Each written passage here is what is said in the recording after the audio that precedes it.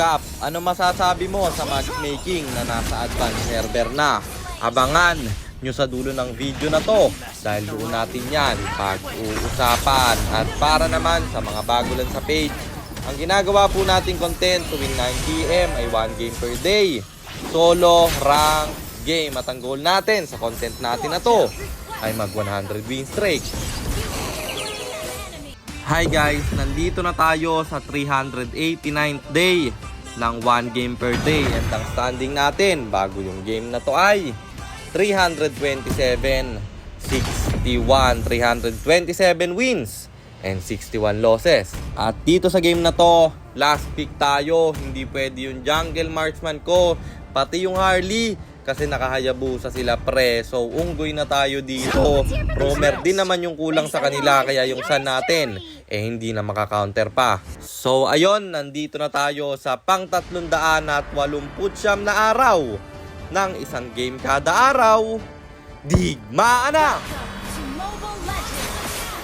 Ang rotation na ginawa ko dito ay red first, pero bala ko sanang balikan yung green farm sa baba. Pero yung Rafael dito lumalim, kaya akin siyang hinabol at siya'y mabibigyan sa kamay ng Kagura. Sabay diretso sana dito sa turtle, pero masyadong madami yung kalaban at ang ganda ng combo ng Kagura.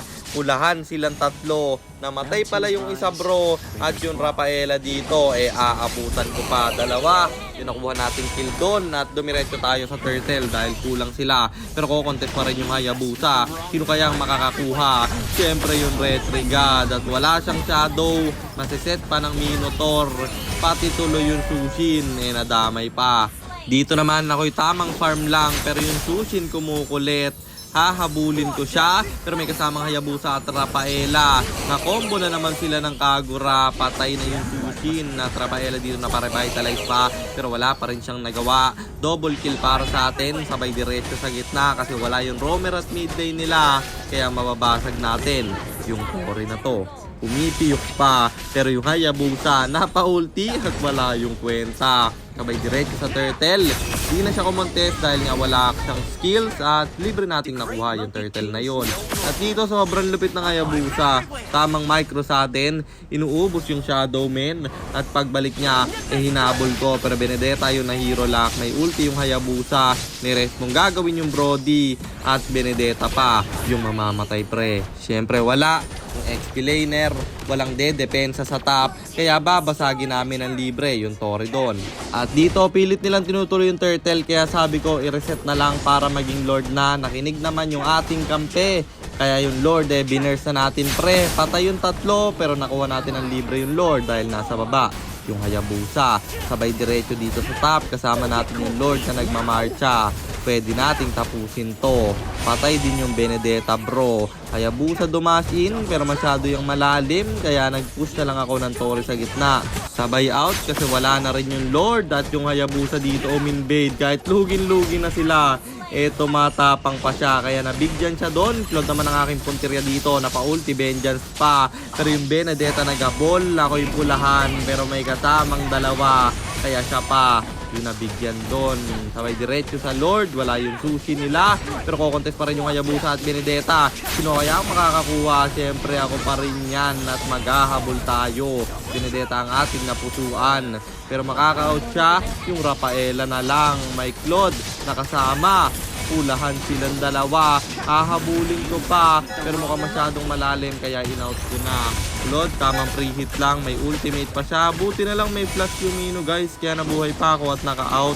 At pagbalik natin may kasama na tayong lord. Napa-ulti yung Hayabusa, masyado yatang napaaga. SS ng Bene kinumit na rin, at yung lord pumasok na. Pero ako'y pulahan, kaya kumalma na lang muna. Sabay diretso sa baba nung puno na yung buhay ko. Benedetta depensa dito. Kukombohin ng Kagura. Sushin mamamatay. Ako'y magta-tower lock at makiklear nila yung minion kasi may ultimate yung Claude, kaya nag-out na lang ako. Ang problema, masyado akong napalalim. kaya nabigyan nila ako. At okay lang yon dahil pagbalik ko, hindi pa naman up yung Lord at Hayabusa ang aking pinuntirya. Grabe siyang mang micro, may ultimate pa pala. Bibigyan ko, makaka-out siya. At sobrang lupit ng Hayabusa dito guys, ewan ko kung bakit. Ngayon, ang galing niya mang micro nung early game, laging nahuhuli Pero yon, nahuli siya, may immortality pa at may second skill na naman, napakadaya. Di ko pa rin inabutan kasi ang likot-likot niya. Kaya yung Claude na lang ang aking pinuntirya. Eto yung nasa reels ko guys. Talagang na-microhan ako ng Hayabusa Kaya tinry nung Claude dito, na-microhan din ako. Tingnan nyo kung gaano siya katapang. Ang hindi niya alam, Claude God ng mundo yung kanyang minamicrohan. May retry ako, super slow siya. Kahit may wind of nature, mamamatay pa rin yung Claude nila. Sabay TP sa muka. Kinukuha ng kampi ko yung Lord dito, pero bala ko nang irekta kasi 3 yung patay sa kanila. Ang problema, ako'y napalalim, ang sakit na pala ng Hayabusa.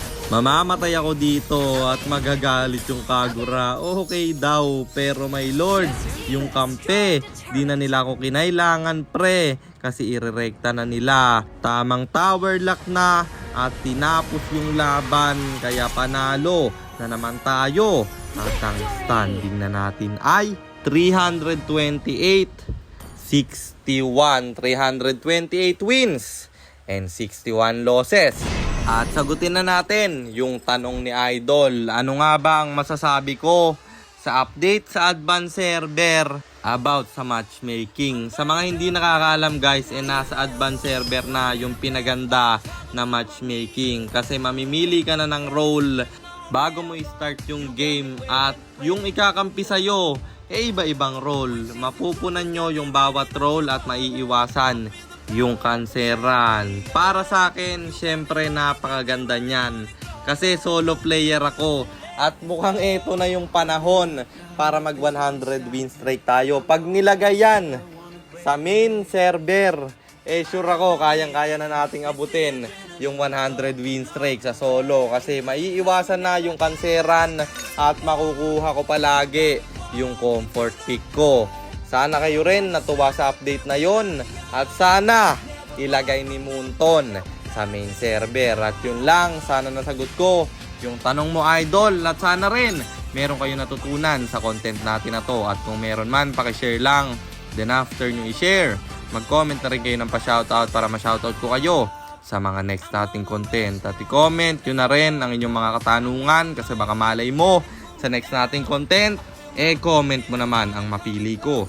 At kung nagustuhan mo naman yung item at emblem na gamit ko sa game na yon, eto yon: Tough Boots, Corrosion Sight, Dominance Eyes, Demon Hunter Sword, Thunder Belt, Radiant Armor, and then Rose Gold Meteor. Pang buy and sell. Emblem natin Assassin. Talent natin is Inspire, Seasoned Hunter, plus Quantum Charge. At syempre Retribution, kasi jungle tayo doon. Teka, baka kilala mo lang ako at lagi kang nanonood pero hindi ka pala nakafollow sa page. I-follow mo na yan. Isa lang. Sagad yung piyok, lala. Kung gusto mo namang magpa-pilot ng ML account, mag-PM ka lang, nagre-reply ako. At syempre, may bayad yon. Kahit hanggang anong rank pwede mo ipapilot. Kahit anong hero pwede mong ipa-spam. Basta may additional payment pag magpapaspam kayo ng hero. At yun lang guys, sana nag-enjoy kayo sa content natin na to. At shoutout sa iyo Rans H. Guerreya, kay Carl Aaron Oswa, kay Clint Gabunya Macola, kay Sean Wallet at kay Kin Jagelo ni Turada. Maraming salamat sa inyong suporta. Ingat kayo palagi. God bless. Paalam!